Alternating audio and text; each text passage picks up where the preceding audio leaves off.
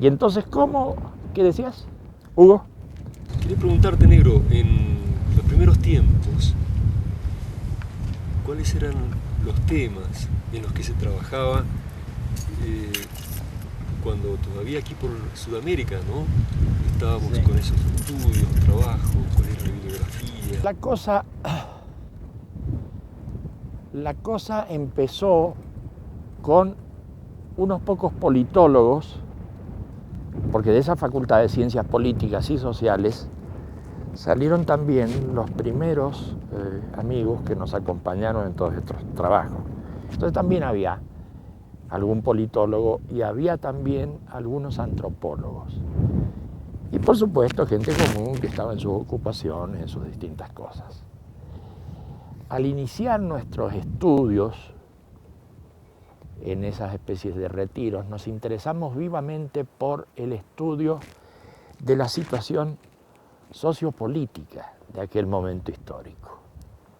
Un poco por la formación de la gente que formaba esos grupos y otro poco porque veíamos que existía cierta urgencia, se estaban produciendo una cantidad de fenómenos de descomposición social, unos cambios en todos los sistemas de aquella época que anunciaban el crecimiento de la violencia, claramente. Después ya se vio en forma con el guerrillerismo y se vio con las represiones militares y todo aquello. Pero eso ya estaba en marcha cuando nosotros nos pusimos a hacer las primeras investigaciones los primeros estudios. Y era pues una cosa de entender la situación social, la situación política, la situación económica, y empezaron a organizarse algunos estudios monográficos. Es decir, hubo gente que se ocupó específicamente de estudiar los movimientos sociales. Otra gente hizo recopilación de materiales y síntesis grandes, algunas muy bien hechas, sobre los partidos políticos. Y otra gente empezó a estudiar la situación general de lo que iba ocurriendo en América Latina, que era lo más próximo a nosotros.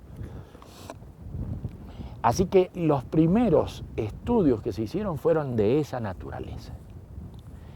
Lógicamente, ya estábamos siguiendo la línea de lo que se veía en la mirada interna y demás. Estábamos viendo otro tipo de fenómenos aparte de lo que crudamente se podía ver en la realidad sociopolítica inmediata. Otros fenómenos mucho más subterráneos, pero muy importantes, que empezaban a aflorar. Me estoy refiriendo a ciertos cambios que hoy llamaríamos psicosociales, es decir, cambios en la mentalidad colectiva, aparte de lo que se conformaba política, económica, socialmente, en la superficie, empezábamos a ver una cantidad de cambios psicosociales que no se veían en la punta del iceberg. Estaban trabajando afuera, pero estaban trabajando. Entonces, claro, nosotros también nos ocupamos, ya en esas mismas épocas, de hacer algunas monografías y algunos estudios de antropología filosófica, antropología, y de estudios de creencias populares, mitos populares, modificaciones en las corrientes religiosas que se estaban viendo en América Latina. Es decir, era un trabajo el nuestro en el que de algún modo conectábamos lo que sucedía en la superficie, que le llamamos lo político, lo económico, lo politológico, y lo que ocurría en la conciencia social, pero subterráneamente. Nosotros suponíamos que eso se iba a ir expresando cada vez con más fuerza, iba a ir produciendo desplazamientos más grandes. Así que prácticamente nos movíamos en esas dos coordenadas, las coordenadas de la psicosociología y las coordenadas de la politología, si queremos ponerlo en difícil. Sí, claro. Pero estudiábamos ese tipo de cosas. Cuando pasamos después a Europa, Sí. ¿seguimos trabajando en esas temáticas? Seguimos trabajando siempre en lo que empezamos a trabajar en algunos puntos, lo seguimos trabajando después. Pero cuando pasábamos de una etapa a otra, la anterior no desaparecía. Claro. Se seguía trabajando y se sumaba otra que era la que se ponía de moda, por así decir. ¿No es cierto? Y así fuimos pasando por varias etapas hasta que terminamos los trabajos y los estudios de los centros de estudio, centros de trabajo, los lugares de retiro, etc. Pasamos por unas 2 o 3 etapas. En Europa ya estábamos trabajando mucho más intensamente porque necesitábamos contar con aparaterío adecuado para esas investigaciones. Estábamos trabajando también en la cosa psicosocial, pero ya en unas investigaciones bastante extrañas, por así decirte. Eran las investigaciones del fenómeno paranormal. Se trabajó y se estudió mucho el fenómeno paranormal. Había un aparaterío bastante sofisticado y bastante complicado para la época. Nos equipamos suficientemente en Corfú y tomamos la bibliografía y algunos contactos que existían de gente que estaba estudiando esos problemas, particularmente lo que estaban estudiando en la Universidad de Duke, a través de unos señores, Ryan y Prats, que terminaron siendo básicamente un fraude. Así que ya empezamos mal con la investigación de los fenómenos paranormales. Por otro lado, las investigaciones de Vasiliev en Rusia eran importantes, pero estaban mal controladas. De manera que viendo lo que sucedían en los lugares más importantes, digamos, de esas investigaciones, empezamos a hacer las investigaciones por nuestra cuenta. Y empezamos a ver que el control de la prueba era algo muy difícil de hacer. Entonces encontramos una cantidad de errores que ellos no veían, entre otras cosas porque la psicología con que ellos contaban no advertía lo que significaba la traducción de un impulso a una imagen, en fin, cosas complicadas. Pero empezamos a controlar todo eso y después de largo tiempo del trabajo sobre el estudio paranormal, después de largo tiempo, empezamos a alargar, por así decir, misiones, es decir, gente que iba a ciertos lugares a hacer investigaciones de campo. Porque estas cosas terminan sabiéndose. Se sabe que en Filipinas hay unos señores, unos healers, que son curadores, que tocan al paciente y el paciente se cura y parece que le sacan unas vísceras. Bueno, toda esa cosa fraudulenta, la estudiamos, la comprobamos, la fotografiamos por todos lados, construimos todos los aparatos que eran necesarios en la época. Estoy hablando de cámaras Kirlian, de aparatos de resistencia galvánica de la piel, aparatos electromielógrafos, etc. Y por el otro lado, con esas investigaciones de campo, fuimos haciendo comprobaciones de casos extraordinarios que en la mayoría de las veces eran fraudulentos. Entonces nos iba cerrando el campo. Por un lado teníamos los errores de los rusos, por otro lado teníamos la cosa fraudulenta de Rhine y sobre todo de Pratt, más que de Rhine. Y por otro lado hacíamos investigaciones si es que existían fenómenos extraordinarios fuera del laboratorio.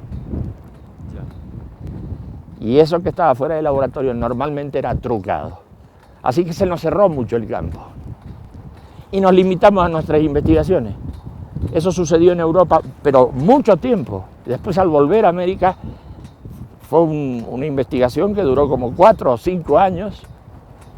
Y la bibliografía que nosotros producimos fue una bibliografía interna, nunca lo publicamos.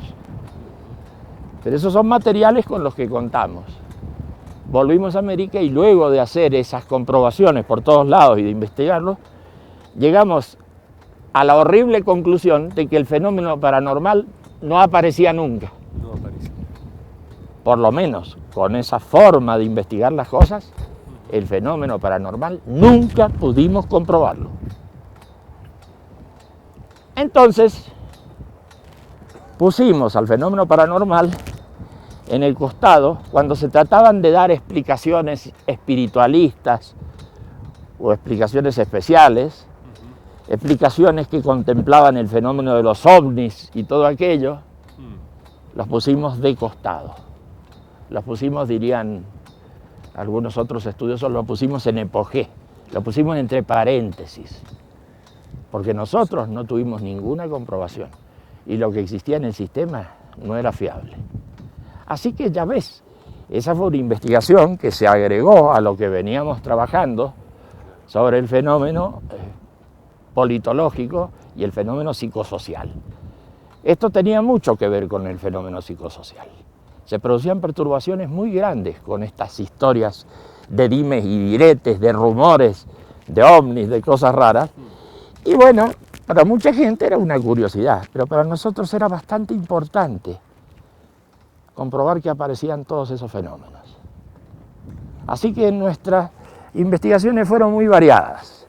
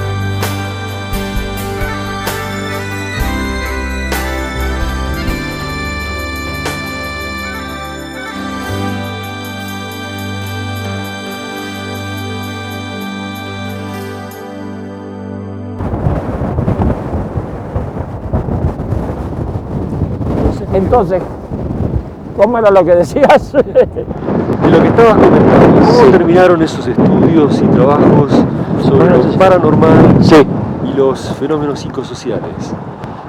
Sobre el fenómeno paranormal se siguió estudiando, aunque cambiamos de lugar después de Corfú, donde se hicieron las investigaciones más profundas, se siguió investigando.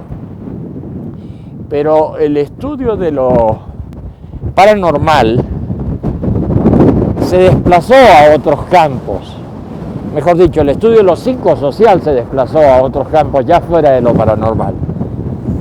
Y también se vio que se podían hacer estudios y aplicaciones en algún tipo de institución que creáramos para llevar adelante esas cosas. Así empezaron a surgir instituciones culturales y sociales del tipo de la comunidad para el desarrollo del ser humano. La comunidad sirvió para tomar contacto con una cantidad de otras instituciones y poder intercambiar con esas otras instituciones una cantidad de conocimientos que nosotros habíamos logrado en ese campo. Muchos psicólogos y muchos sociólogos empezó a adherir a este tipo de institución y empezamos a hacer intercambios y a interesarnos por nuevos trabajos. Así que lo psicosocial y lo social tomó relevancia a través de esas instituciones, pero siempre seguíamos con todos los otros trabajos adelante.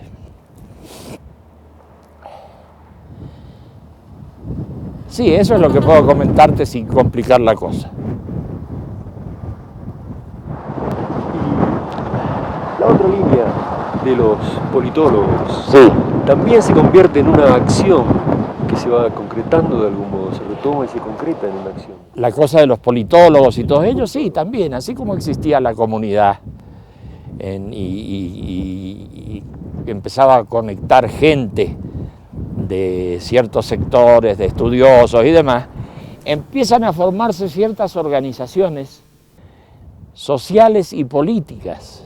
Aparece el Partido Humanista, por ejemplo, que empieza a desplegar todas sus actividades en el campo francamente político, así como lo otro. Y es más, de la Comunidad para el Desarrollo Humano, de esa institución, se hacen los primeros pasos para constituir los partidos humanistas. Eso es muy extraordinario. ¿Qué pasa con el Partido Humanista y demás? Lo que pasa es que las investigaciones que se habían hecho y los estudios que se habían hecho hacía mucho tiempo atrás empiezan a fructificar ahí y es muy fácil para todos estos amigos crear su plataforma, hacer sus desarrollos. Tienen su bibliografía también, porque mis libros tratan sobre todo ese tema, así que están suficientemente pertrechados para iniciar una acción política y una acción social. Así empieza a desarrollarse todo eso que es muy conocido ya en la periferia de este movimiento en marcha. Eso es lo que puedo contarte sin complicar enormemente todas estas cosas. Es solo aquello de la imagen, de la teoría de la imagen. Sí, la teoría de la imagen fue una consecuencia de los estudios psicológicos, porque fue algo inesperado en realidad. Al andar cuidando, tomando muchos recaudos para que las pruebas que nosotros hacíamos se pudieran demostrar bien, para que no hubiera errores, tuvimos que estudiar demasiados detalles. Y al estudiar esos detalles empezamos a ver fenómenos de traducción de impulsos y cosas semejantes, y empezamos a estudiar la imagen. Ahí se desarrolla la teoría de la imagen. La teoría de la imagen da lugar a la teoría del espacio de representación. Y eso es una teoría psicológica compleja que hoy unos pocos ya están incorporando al ámbito de lo oficial en materia de psicología. Eso sí, eso ocurre con la teoría de la imagen y con la teoría de la traducción de impulsos. Sí, por supuesto. Así que no se paró eso de ninguna manera. Estábamos hablando, hace un poco tiempo, estábamos hablando de lo que había pasado en el campo de lo social. Claro.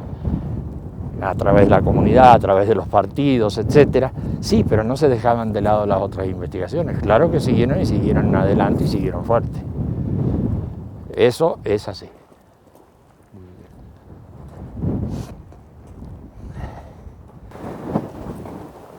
También en las discusiones meteorológicas, Negro, a veces menciona un modo de ver la temporalidad de la conciencia. Claro, sin duda. Eso va configurando toda una teoría del psiquismo, ¿no? Sí, sin duda.